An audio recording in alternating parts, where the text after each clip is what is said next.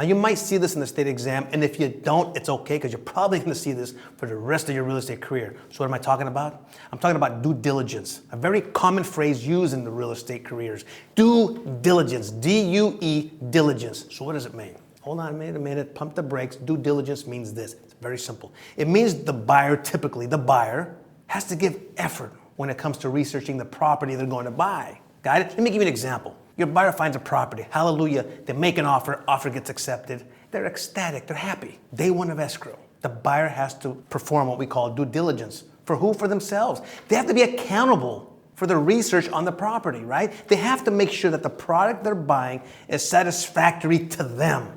So how do they do that? Well, it's very simple. They ask. They receive. They research the property. Now, what type of research are they going to do? They research the title of the property. They research the property, the structure itself. They research the loan they're going to get. Now, what I want to do is this. I want to break those down slowly. I want to break those down slowly so we see what kind of due diligence is performed here. Let's start off with the due diligence when it comes to the title of the property. We want to make sure that the buyer understands that the seller has the right to sell the property. The buyer wants to make sure that this house doesn't have any encumbrances, any liens, any clouds. See, all that stuff is negative. And the buyer has the right to research this. The title company is going to fork over all this information, and it's the buyer's duty to satisfy themselves. They have to perform their due diligence. Nobody else is going to do it for them. Here it is. Do your homework, buyer. Be happy with the product, and the only way you're going to be happy is if you do the research yourself.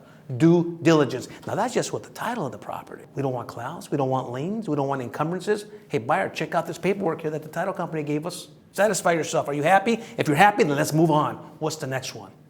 The next one is them satisfying themselves on the property itself, the structure, the house.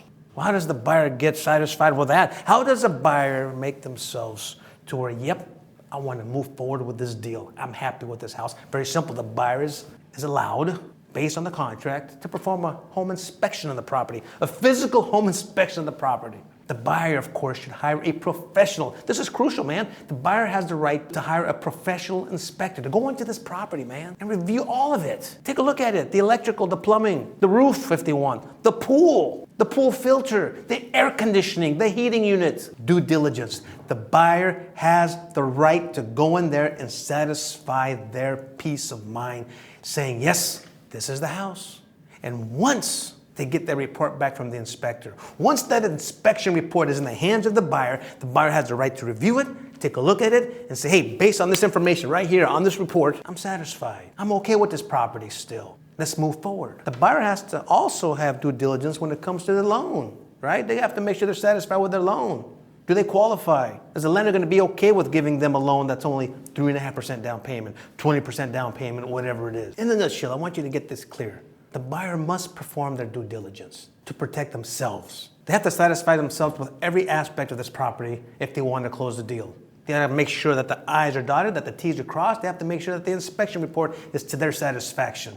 Even if it comes to the negotiation process, that in itself is due diligence. Hey, listen, I'm not happy with this house. I'd like to negotiate. Due diligence, you owe it to yourself to at least request repairs. Give it your effort. Give it your best shot. And if you're not happy, you can cancel the transaction. Get your EMD back if you cancel before the contingencies are removed. Sure, it happens all the time. If you really want the house and you want no issues at the end of the rainbow, the buyer must perform their due diligence. Be accountable to themselves. Get the right team to protect them.